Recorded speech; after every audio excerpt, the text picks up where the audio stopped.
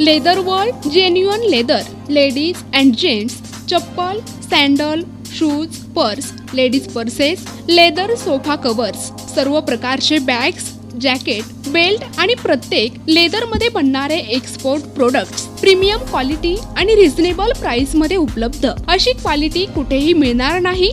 लेदरची 100% guarantee.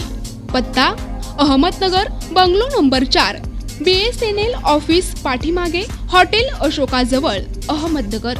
संपर्क क्रमांक 9604 32 78 63. Chhatrapati Sambhajinagar, Nisha Bafna plaza, Akashvani समोर, राज क्लॉथ स्टोअर्स जवळ, जालना रोड, छत्रपती संभाजीनगर. संपर्क क्रमांक 92 84 14 65 54. धाराशिवमध्ये अर्चना पाटील यांनी जोरदार शक्ती प्रदर्शन करत दिग्गज नेत्यांच्या उपस्थितीमध्ये उमेदवारी अर्ज दाखल केला आहे.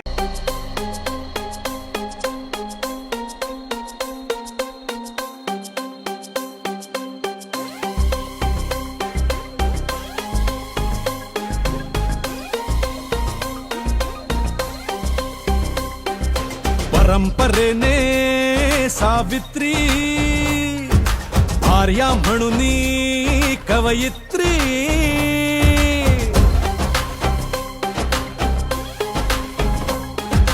परंपरेने सावित्री, आर्या म्हणून कवयित्री, आई म्हणून देवीजी, कधी दुर्गा, आदिती, गंगोत्री. परंपरेने सावित्री, आर्या म्हणून कवयित्री, आई म्हणून देवीजी, कधी दुर्गा, आदिती, गंगोत्री.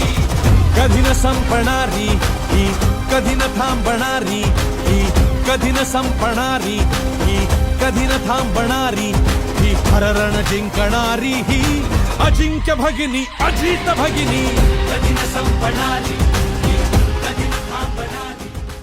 माझ्या तमाम शिवसैनिकांना माझा मानाचा मुजरा आणि कळकळीची विनंती आहे की सगळ्यांच्या पुढे घड्याळांचे पदाधिकारी त्यांच्या सुद्धा पुढे जाऊन आपल्याला अर्चनाताईला ह्या ठिकाणी लीड द्यायचा एवढं तुम्हाला आव्हान करतो.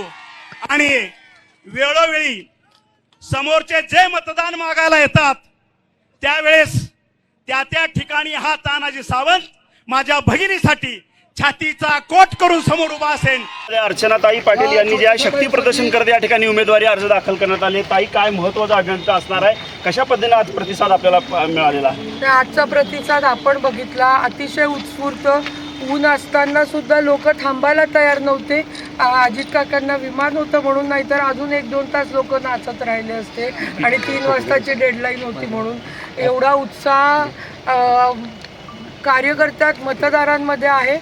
सगळे आमदार धाराशिव मतदारसंघातले आज या बहिणीच्या पाठीशी, म्हणून आज सावंत साहेब पण म्हणाले की या बहिणीच्या पाठीशी मी खंबीरपणे उभं राहील. सगळ्यांनी मला बहीण मानलं.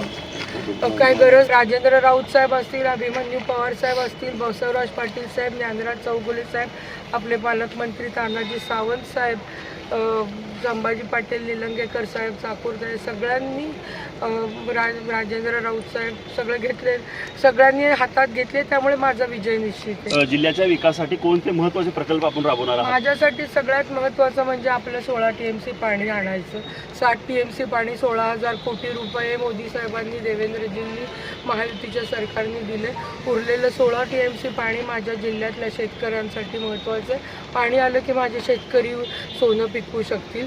सेकंड गोष्ट, खरं म्हणजे कारखाने आणणं. पण माझ्या वैयक्तिक जर मला विचार आहे तर माझ्यासाठी मला ह्या आपल्या धाराशिव मतदारसंघात शैक्षणिक संस्था चांगल्या आणायच्या आहेत. की शिक्षणच जर चांगलं मिळालं, केंद्रीय विद्यालय, IIT, IIMs, कृषीशी निगडीत स्किल सेंटर्स, बायकांसाठी स्किल सेंटर्स, जर प्रशिक्षण किंवा शिक्षणच चांगलं झालं तर माझ्या युवकांना कोणासमोर हात युवक युवतींना हात पसरायची गरज पडणार नाही.